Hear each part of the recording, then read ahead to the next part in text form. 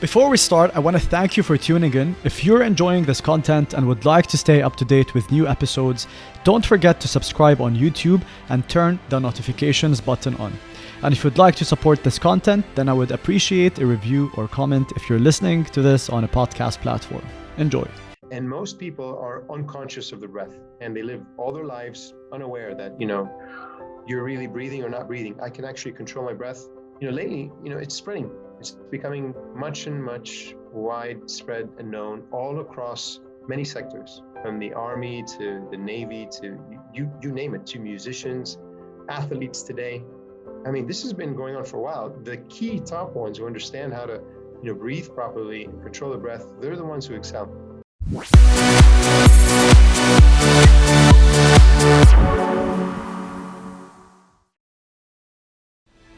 Welcome to a new season of the One Day Podcast. I'm your host, Omar Al-Majali, and each week I'm here to discuss powerful concepts around business, mindset, or life, and often share the stage with some of the brightest and most interesting minds of the Middle East to help me do so. Happy to have you here. Enjoy this one. This is the One Day Podcast. Today we have a unique conversation in store for people, something so different than all my previous episodes, yet extremely, extremely powerful.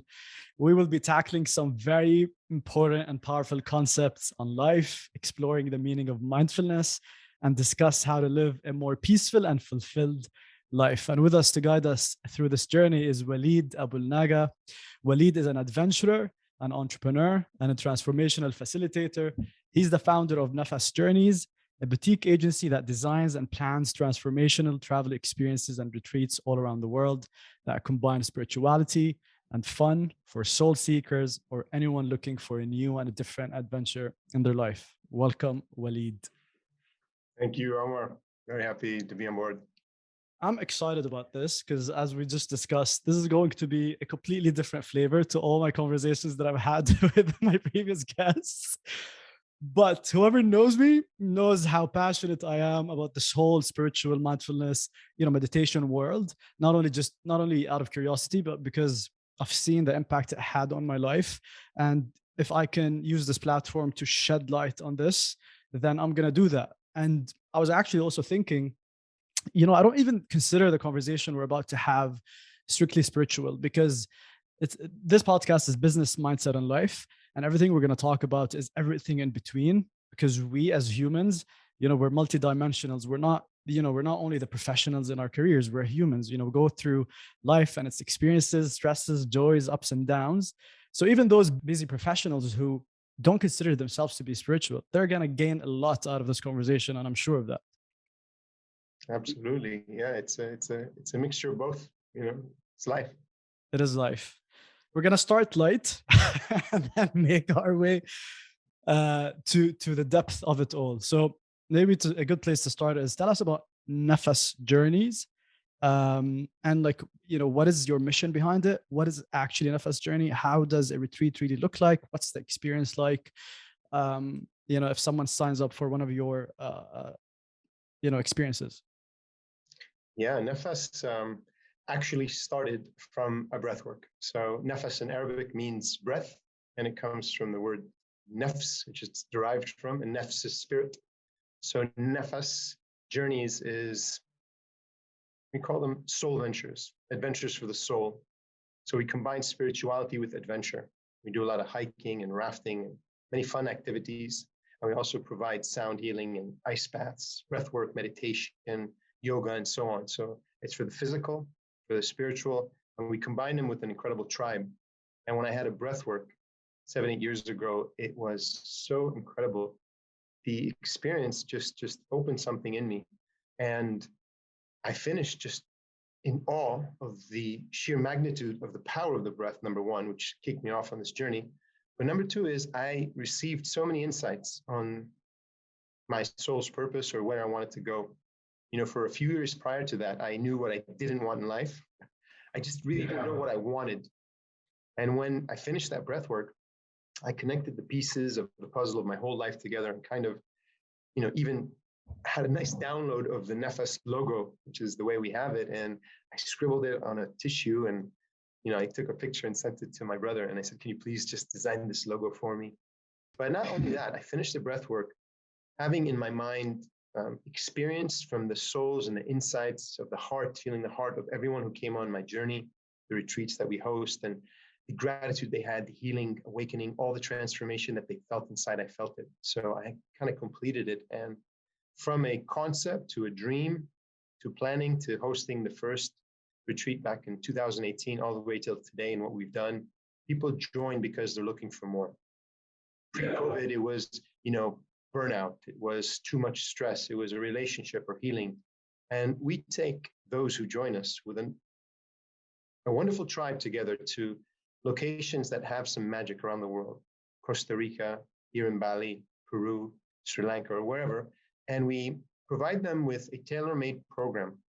Lots of healers and yogis and shamans join us. And we tell them we're here to disconnect, to connect inside. And then they drop any expectations and judgment. They join us. And by day 2, day 3, you find some layers being peeled. Some just incredible, experiences. And that's our mission. Our mission is to really open the hearts and the mind of everyone, to tell them that there is more to life. And may you find your own passion and the purpose that you're seeking. And one day, I hope to have you here in Bali with us. So, yeah, It's going to happen. It's going to happen very, very soon. I'm telling you. I've been planning it in my head for a while. It's just about time when it's right for me to actually come over. So why Bali, Costa Rica, Peru, and all these? Because you mentioned something around like the power of the energy in those lands or locations. Like, how do you choose those? Actually, it was, it all started from my honeymoon a long, long, long time ago when we came to Bali. And then ever since we came to Bali, it was just you land and you feel something very special. And I remember that back then we said, wow, my wife and I, wouldn't it be wonderful if one day we lived here? And when I first set it up, I would take members from all over the Middle East with me to Bali because it was just pure magic. And then I just, we added Peru and Costa Rica and so on, all green locations. I lived 15 years in Dubai. And prior to that, 4 years in Saudi. So almost 20 years of my life, I lived in the deserts. I wanted to really embrace the power of nature, and green and just the rivers and the waterfalls and so on. But recently, over the last few years, we've hosted retreats in Kenya, in Dubai, in Abu Dhabi, in Sharjah, and in Egypt, and certain locations. So we started off there with the green, but then, the calling keeps on coming. So we're expanding, and it's just beautiful. The locations we choose just feel right. They have some sort of energy to it wherever they are. And the people are the magic. Those who join and the connections that we have, that's the beauty. Yes. So there was a quote on your website when I was checking out Nafas Journeys, and I was actually looking and reading about it. And it wasn't like the first time, by the way. I've been looking at your website for a while now, not only for the purposes of this podcast. I'm just trying to manifest it into my reality. And there's a quote that caught my attention and really got me to think. And it says, it's actually a question. When was the last time you felt truly alive? And it really got me to think, when was the last time I actually felt alive? And then I started questioning, what does it really mean to truly feel alive? So I want to ask you that question. From your opinion and perspective, what does it really mean to feel alive, and how could we seek it? Yeah, that's a powerful question. When you read it, you're like, wow, when was the last time I felt alive? So I've been to many festivals, retreats, motivational, speakers and so on. And in some of these events, there would be a key question that you have to fill out, and it'd say, what activity do you participate in where time ceased to exist? When are you having the most fun? What would you do if money wasn't an issue? What's the most favorable thing? And I would always, over all these years, write the same thing over and over and over again. It was something to do with adventure and sports. It was something to do with community, connection, and dance, and I would go on and on, thinking that one day this would hopefully come to reality where I can bring the adventure and the love and the fun. And that's where I feel alive. I feel alive when I'm accomplishing, something, mostly in sports. I feel alive when I see progress, when you're excelling. I feel alive when, when you hike a mountain, or you're going down a river, or you're just under a waterfall. These experiences to me make me alive, and I cherish them. I remember them. Nothing materialistic. Oh, I bought this, or it's the places and the people we meet. That's when I feel alive, and I wanted everyone to find out what makes them alive. And I hope that through our Nafas journeys, they could feel a little bit of that magic through our program. So you provide them with the experiences and you give them the space to experience that on their own terms, because it might mean something different to different people, but it's definitely not that email or that deadline. Yeah, I no, think we it's can not both that, agree on that. And when everybody, when you join a journey, an experience, you come in and there are so many beautiful modalities that you experiment in. And not everybody's the same. Maybe a wonderful ice bath or a sunrise hike or a guided meditation or sound healing. To some, this could be very powerful and they loved it, they enjoyed it. To others, they enjoyed something else more. So you get the whole mix, the whole ingredients, baking that cake and find out what you like the most. But it's kind of, a planned journey. You go on a Yeah. journey to slowly take you on a wonderful ride. Yeah, 100%. I always say some of the most precious things in life are those that are for free, right? Like, watching a sunset or a sunrise or going on a hike Yeah. and experiencing nature. 100% believe that. Yeah, for sure. They're priceless moments. And when shared with amazing ones as well, they just build it up and it's so beautiful. So you're right, Yeah, priceless. I bet. Now I want to talk about you, Walid, a bit. I don't know, where did this idea come from? I want to know all about your journey getting to this point. I'm sure that there was some sort of an inflection point during your life when you decided, you know what, this is not working out for me. I want to take on this complete different life trajectory. So tell us all about maybe your life before or leading up to Nafas, and what was that decision like? Give us all the juicy details. Yeah. Okay. Well, I'll shrink it. It's a lifetime, but my whole life, I've always thought of myself as an adventurer, someone who would take everyone, let's go on this, you know, um,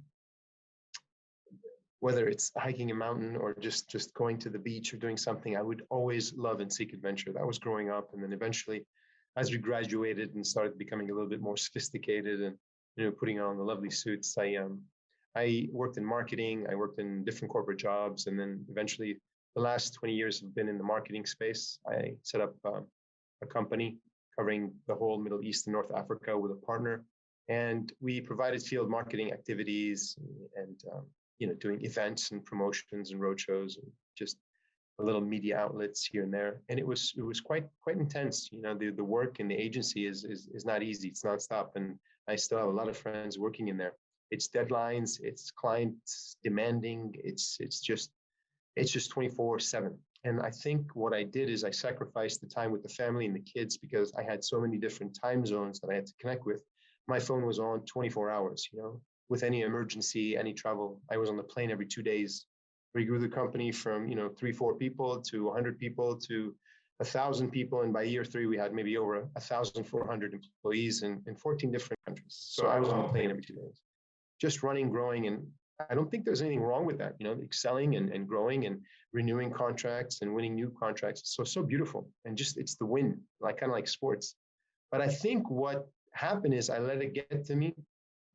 The pressure, the 2008 stock market crash, kind of affected me with my personal investments. The 2011 Arab Spring with some countries that we had operations in, just everything kind of hit.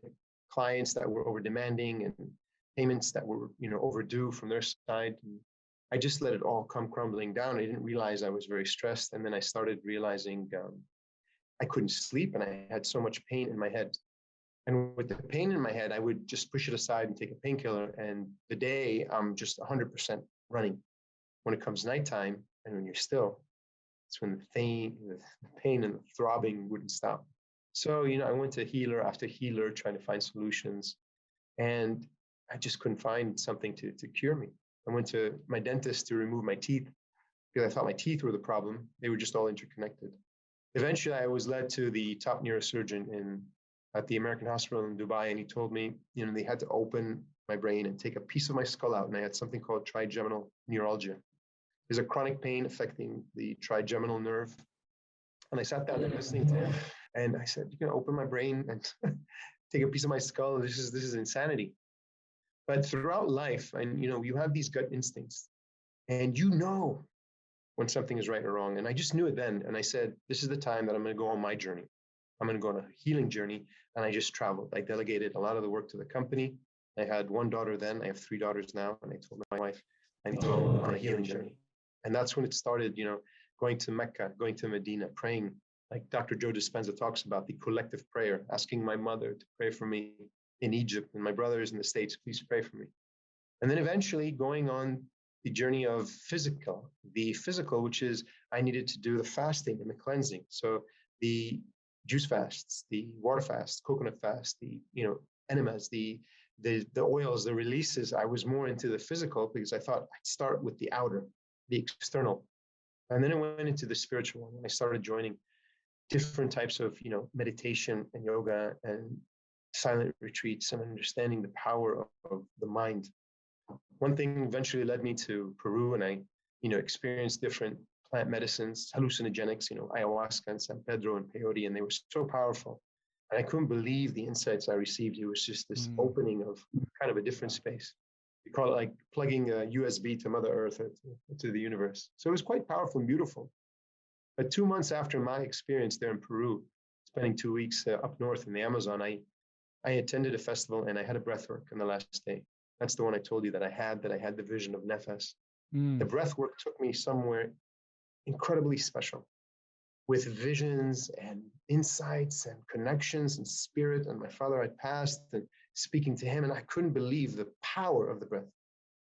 And from then I was committed, and I said I wanted to study and to learn everything about the breath. And I traveled for the next 2 years studying from the masters themselves, studying holotropic breathwork, which was one of the most known in the world by Dr. Stanislav Grof, studying with shamanic breathwork, where I kind of found my community where we facilitate, live sessions and online sessions, studying with Wim Hof and so many beautiful teachers. And all these teachers, you combine all these experiences, all these festivals, events, and incredible adventures, and you put them in a package.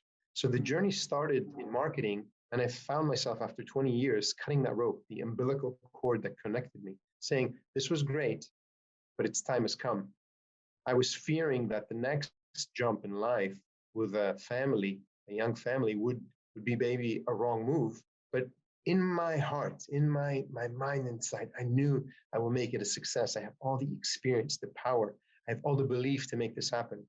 And that's when Nefas was launched. And we're going on our 4th year now, approaching our 5th, just to really share all this magic with the world.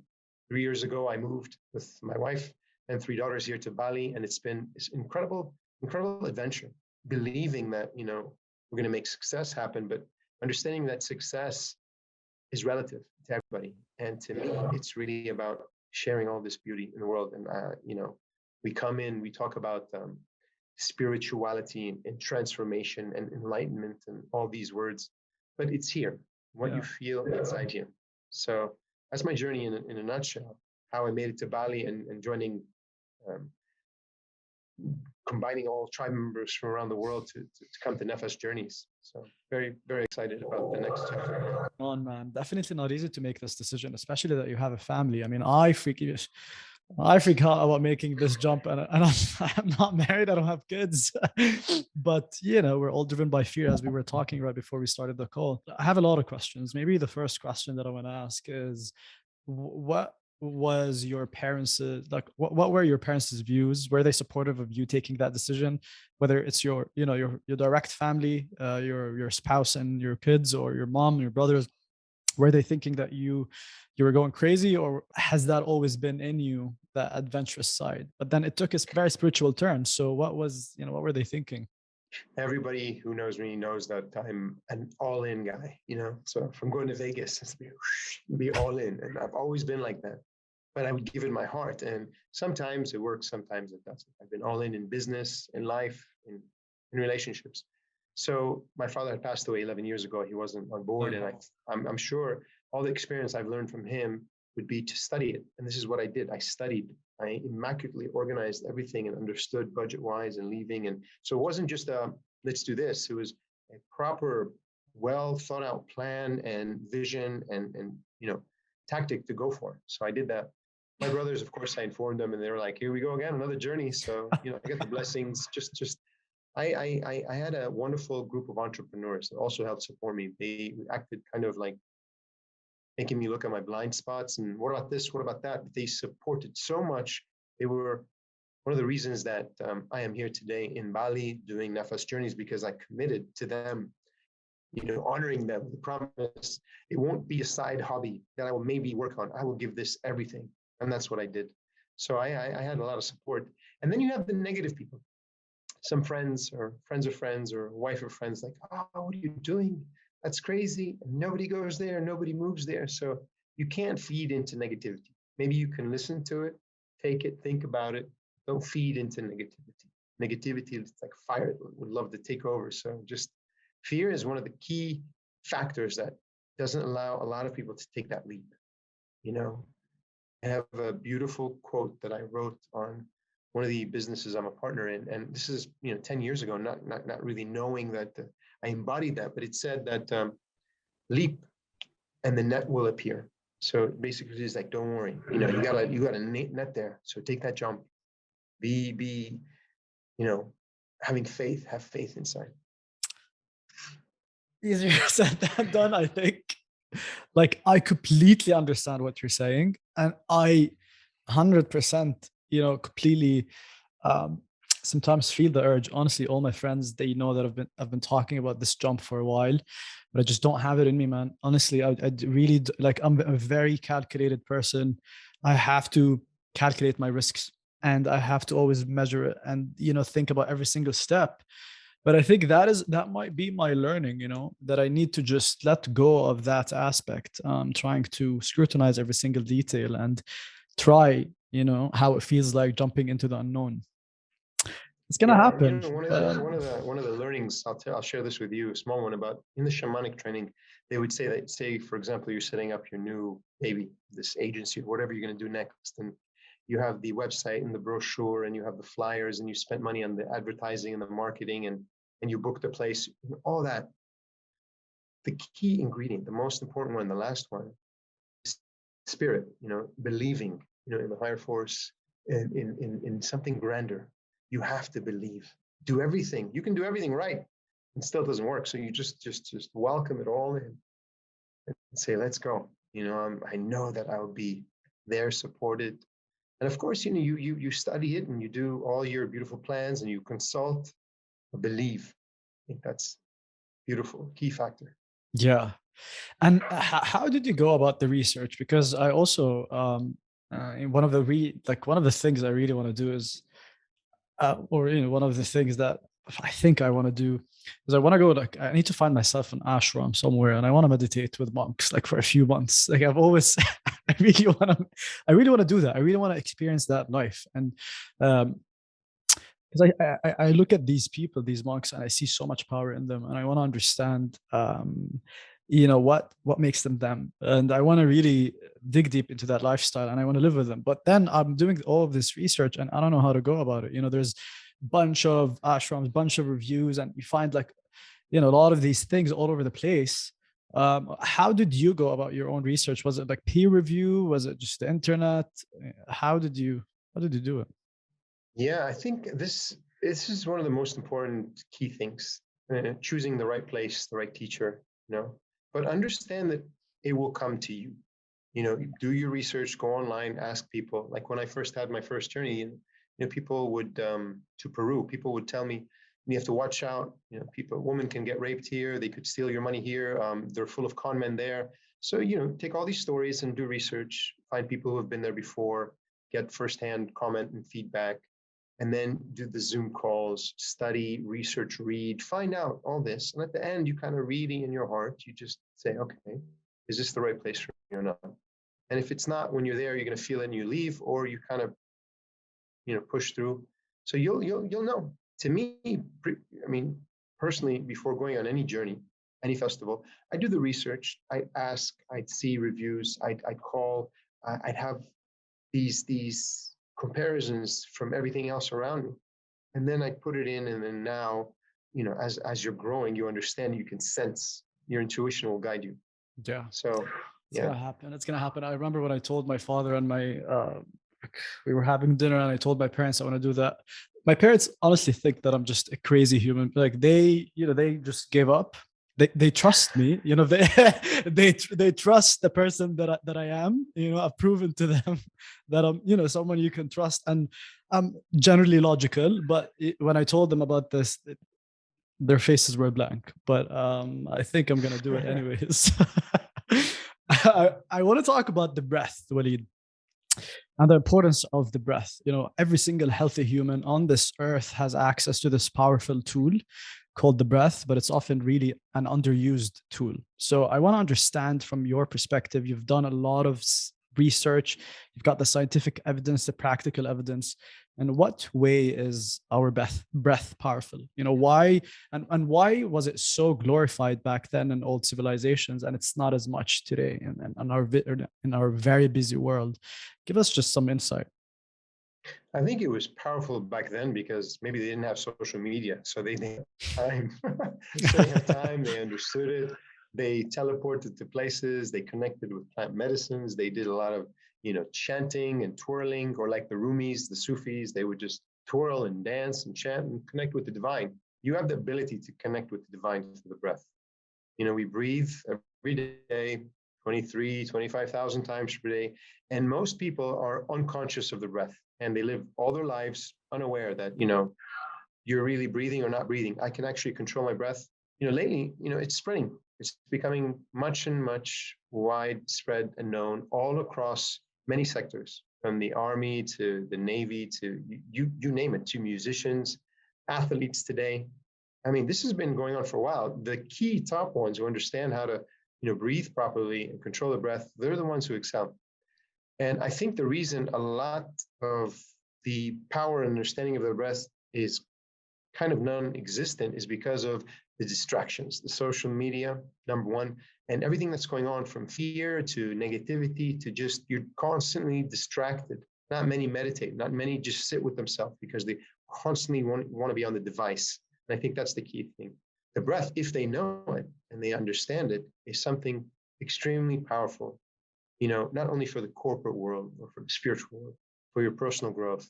When I first started this journey of facilitating 5 years ago, the majority would be women or would be yogis or in yogashalas. And today there's more men coming, women and men, and understanding that I want to really connect because my mind won't stop.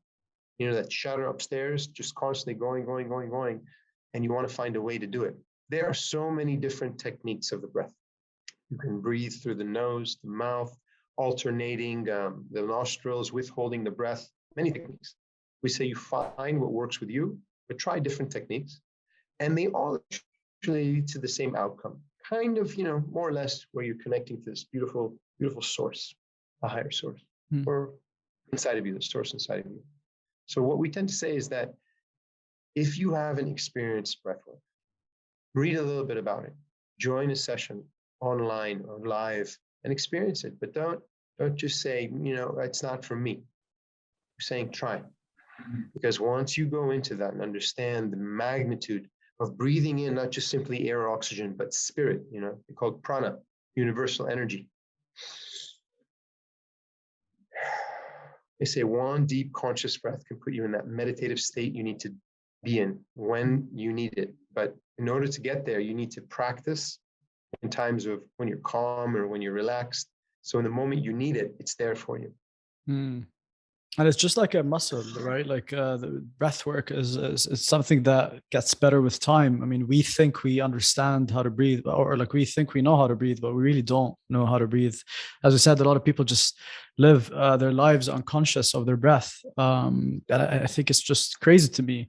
But what is it exactly, scientifically, maybe, about the breath that actually calms us down? I mean, or we can maybe talk about your personal experience. I'm sure that, and you talk about that a lot, how the work that you've done with or the breath work has helped you transform at a mind, body, and a soul level. But what does it actually really mean on a very practical micro level? How did all that work change Walid, right? And how maybe would you have done things differently in the past had you come across all of this earlier? Yeah, the operation that was about to happen that I said no to, and I went on a journey of the meditation, of yoga, of physical, detoxification and release, doing breath and doing beautiful modalities like sound and ice. I learned its power. I was lucky enough and fortunate to heal without having to operate. And from a personal perspective, I found that I'm more calm in the times that I need. And I always say, like a lot of people say, had I known then what I know now, I would have handled so many situations differently. You know, when you get an email and it's a bad email or bad news, you know, first thing you do is you're holding your breath, or you're about to speak in front of hundreds of people or thousands of people, you know, your heart's beating really hard. And then if you're able to control the breath at any moment, it's a two-way street. So your state controls your breath. That bad news, you know, Bitcoin crashed again. So you're, or, you know, you're a bit anxious. So what happens in this anxious moment? Anxiety is kicking in or fear is kicking in. It changes your breath. You're holding your breath, you're breathing faster. But your breath can control your state. So if you're really fearful, or, you know, the next time you're about to speak in a meeting, it's important, or anything, or just bad news or an email, you're very angry, you calm the breath down and then you change your state. You know, we have those who come join us in the ice. And there's two key words about being in the ice. Breathe slow.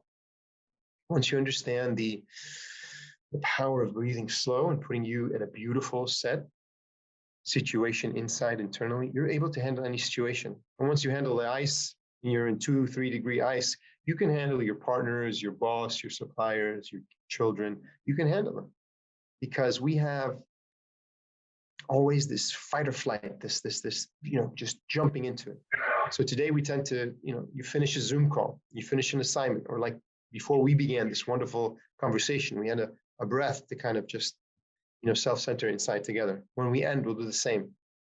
So that's the power of the breath, understanding that it can help you in moments of fear, anger, or any situation that is changing your state to calm you down.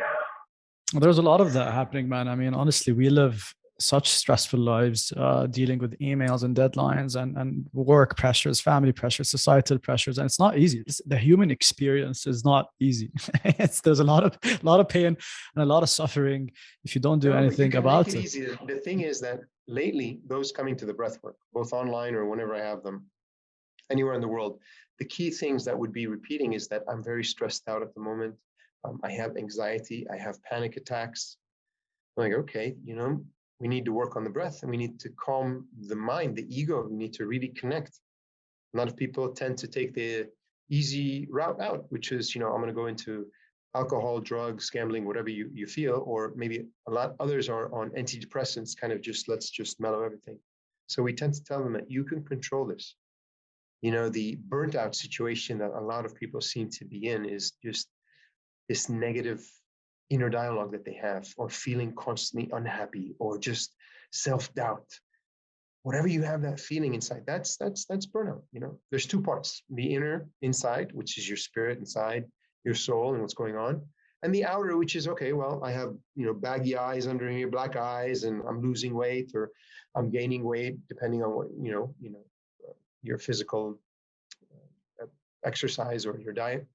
But we say, work on both. You need to work on your body and work on your soul, and they're both intertwined. I was just going to ask you about signs of a burnout. And I think a lot of people experience several burnouts throughout the year. And I just find it to be really, really crazy that, you know, we live in a world and we're completely driven by doing more, becoming more, because, you know, there's this association of your self-worth is associated with, you know, your accomplishments and everything that you do. So the more you do, the more you accomplish, the more work you perform throughout the day, the more you feel better about yourself. And I think school systems, they have a lot to do with that. They've designed us to want to accomplish and, you know, get the A and the B and to work hard. And not enough people think about balancing their lifestyles out and pausing, maybe taking things slowly, you know, breathing. And it's counterintuitive, but that's just the crazy world we live in. It's just insane. I think a lot of this has to do with the ego. You know, once you drop the ego, that's you're starting to go into the enlightenment phase. You're kind of, it's the ego. You know, you're buying all these materialistic things for others or for yourself. Do you want that social status for others or for yourself? There's nothing wrong with all that. If you're just in complete harmony, honest with yourself, and you're working on your own forgiveness, and it's ego. There's a saying by Lao Tzu. He said that if you want to be a learner, add something every day. If you want to become enlightened, drop something every day. So to me, it's always about dropping the ego, dropping fear, forgiving. Maybe along the way, I dropped a lot of friends, but eventually just drop stuff that you don't need to carry anymore. And then that's the path. There's the two types of people who are super stressed and constantly busy, and I have no time, and I have deadlines, and I'm always on the phone and emails, and it's just nonstop Zoom meetings and traveling. Okay, that's okay. As long as you're in that zone, but in full control, without letting it bother you or without snapping on anybody, that's fine. But once you understand that if this field takes over you, you're going in the wrong direction. So I've seen some incredible entrepreneurs, some businessmen that are just everything perfect. It's not about overworking or just being stressed all the time. They're perfect. I've seen some amazing people, and it's just so much good and charity work and giving back and all that with flourishing and thriving businesses. And I've seen the other ones, like no matter what I call him, he's super busy. He can't take 2 days off, can't come to a session. I'm like, you're the CEO of the company and you still can't do any of that. Good friend of mine. So it's up to you and your mindset of where you want this to be. Because I think, you know what? Because I think that's the model that we think we see on mainstream media, that being entrepreneurial is all about hustling and working hard and not sleeping. The Gary Vee model, the extra hustle, going for it, and not the balance and the pause. So people, automatically they see that in mainstream media and they think that's the way to go about it. I mean, I'm sure that, yes, I'm not saying, give up on your grit and the hard work, but you can bring more balance to your life through just like very simple things, like maybe integrating 5 minutes of meditation in your day. That could expand to something more. Meditation is a gateway to like a lot of different avenues. I started with meditation, but I've been doing a lot of different. I do sound healing. There's a wonderful community here in Dubai. I always go to check out some of their activities that they're doing. And there's so much that you can do that can just balance it out. I mean, we're not asking people to take drastic measures. There's nothing wrong, like I said, of working, 16, 18 hours a day if you wish and you're happy. Because when you remove the word work and you say passion, it's no longer work. I enjoy doing this. The moment you realize that I'm looking forward to the next day, it's not work all day. But if you're stuck and you're unhappy all day and you're going at night and you're just so unhappy of the day, that's wrong. So Gary Vee, I heard somewhere that he doesn't have time to spit out the gum. He swallows the gum. I'm like, okay, Gary Vee, good luck. He says so many beautiful things, but sometimes there's a few funny things out there. So, we have a lot of teachers, mentors, books out there. We take the best parts of them and we leave the rest. So, not everything said, whether even me on this conversation is all right. It's right for you. Yeah. How does a day in a life of Walid looks like? Not when you have a program, you don't have a program. You live in Bali, which is incredible. How does your day unfold? I mean, just give us like a bit of insight into how a mindful day can look like. Oh, wow. Okay. So every single day I have physical activity. So I have to play a sport, whether I'm running, I'm going to the gym, or I'm playing basketball or ping pong. So there has to be every day something, almost every day, just because I believe the sweat. I wake up in the morning, I do meditation short in the morning, and I enjoy doing meditation slightly longer in the evening, before bed, where it's contemplation. I don't think of it as only meditation. It's just kind of really thinking about the universe and everything in between. When I have the online sessions or any online work, it's fully dedicated to there. It's reading. But a lot of the times that I'm present in Bali, I'm fully on with my children. I'm there with dropping them off to school, picking them up, and being with them for their sports activities or after school activities. I'm really there. And that's one of the reasons I wanted to be there for them when they need me.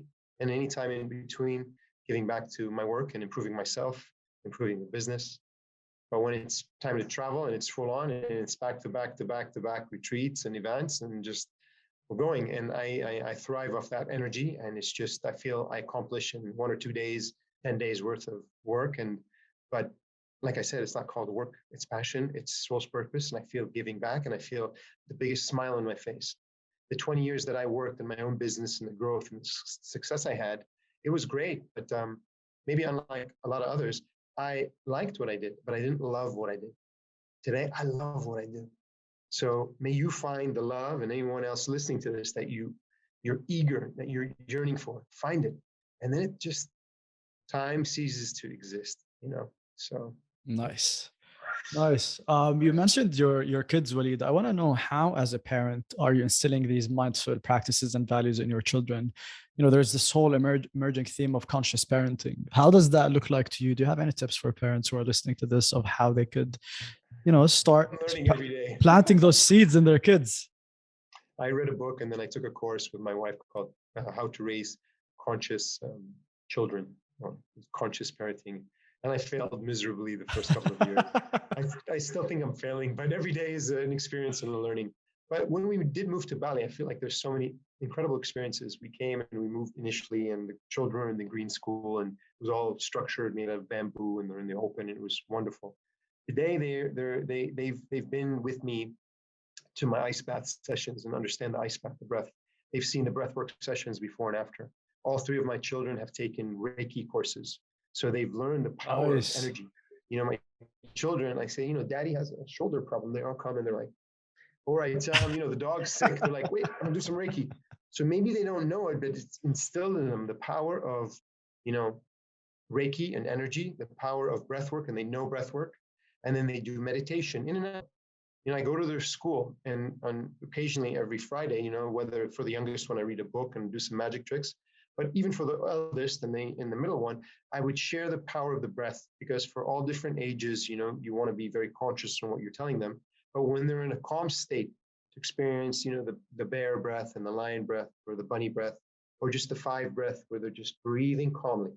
When they're in a calm state, when they're losing it, hungry or tired or fighting, come back to the breath. And when they come back to the breath, they'll be able to understand in life. I meditated. My mommy and daddy taught me to meditate when I was young, Reiki and all these beautiful things.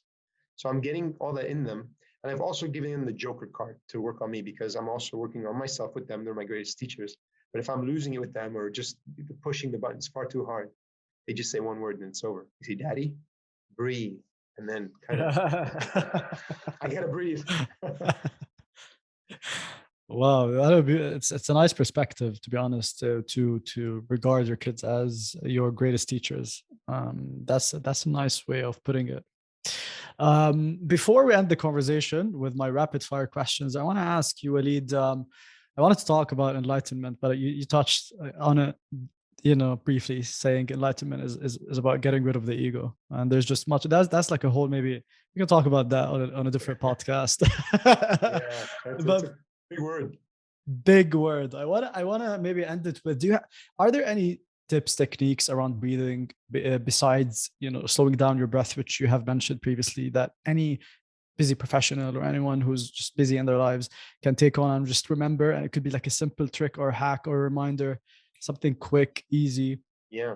I mean, there are many beautiful practices that you could find online, or I can share with you, which is basically daily breath work, 3-4 minutes, maybe you can increase to 8-9, moving the hands or just breathing, just to energize yourself and to kind of hyper-oxygenate. So those are morning breath work techniques to just let's get some oxygen, let's get some petrol, some energy, in there.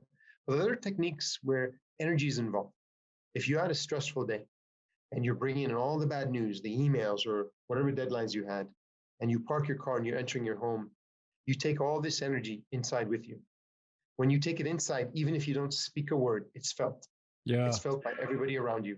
So one key thing you can do, whether before you step into your home, whether you finish a phone call, a Zoom call, or an email, is to just take 3 deep and conscious breaths. It's that simple. People tend to I want to see the breath work, and tell me a technique, and we're just saying take 3 or maybe 5 conscious breaths. Slow it down every breath. So you're just breathing. You're clearing the mind. You're clearing your field. and you're really calming yourself down inside and out. And Mm, that's how simple it can be. We mm. tend to forget about how simple it is. We want to go about what else do I do? And do I get this app? And do I run after this? I have so many that have this wonderful watch to tell you your heart rate and your stress levels and I don't your know. liver and then they're going and then they're following it. I'm like, okay, that's great. Follow that if you want. But your breath can be your guide, can be your measure of where you are and how stressed you are. Look at your breath. Whenever Yeah. somebody's on the phone with you and they're giving you boiling your blood, you're going to find your breath. Just slow it down. I've realized that's how simple it is. Slowing the breath down. So that's one key thing. It is. And of It course, with is. shamanic breath work, if you want to go deeper and trying to get some insights to work, somebody that you want to connect with, spirit world, and all the shamanic work that I'm facilitating, you can join the session. It's not just a in and out. It's intense physical breathing exercise, Yeah. and we invite and we invoke spirits, and we go into this journey. So it's about an hour long, but you need to before and after get yourself ready. So that's a wonderful way as well to maybe saying you finish the week or it's the weekend and you just want to just set an intention for something special for love or business or life or whatever it may be, or just simply to welcome whatever comes.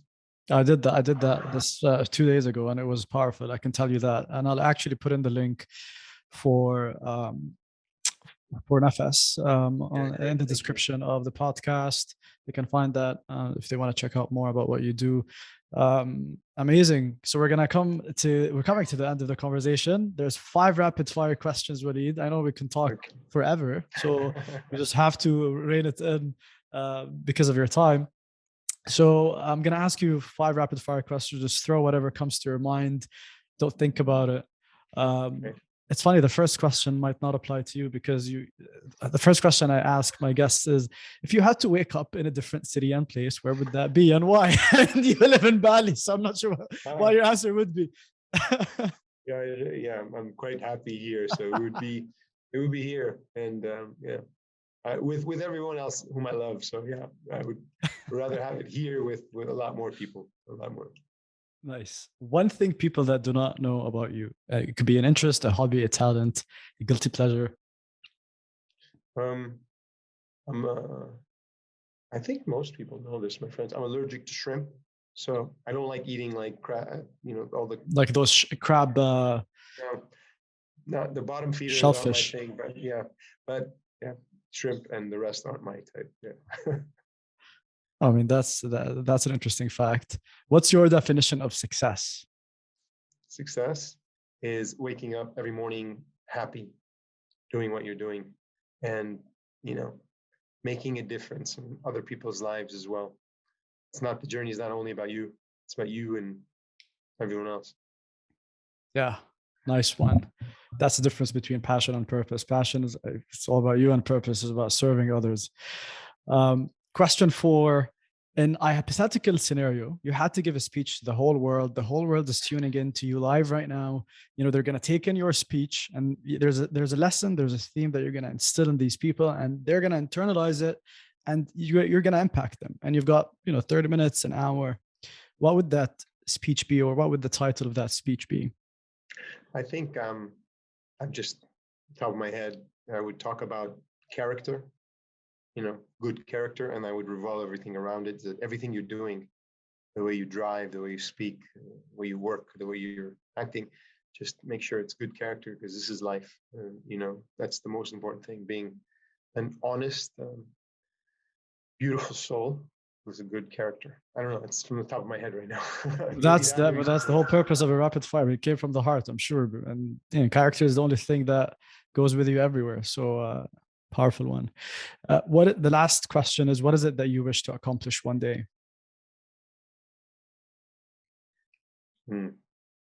Yeah, I've been asked this many times, but right now my mind is going blank. I guess if there's one thing I'd like to accomplish in life is to help as many people as I can realize their true purpose in life and their soul's purpose, and not necessarily through me, but through themselves and me offering them some techniques to help guide them. So I'm just here in supporting, but one thing in life would be the more I can help share this message, the better. Thank you so much, Walid, for taking us on this journey with you. It has been incredible. Where can people follow your work or the work of Nafas on social media? Yeah, mainly we're on Instagram on Nafas Journeys, Nafas Journeys, Nafas Journeys, and our website is nafas.life, so breath of life. So yeah, join us, hopefully online, offline, and maybe we hope to connect one day soon. In Bali. Thank you. Hope you enjoyed this episode and that you were able to pick up a thing or two that could help you on your journey of growth. If you would like to hear more conversations like these, please do subscribe on YouTube or through your preferred podcast platform. You can also follow more content and get in touch with me on Instagram at oneday.thepodcast. Till next time.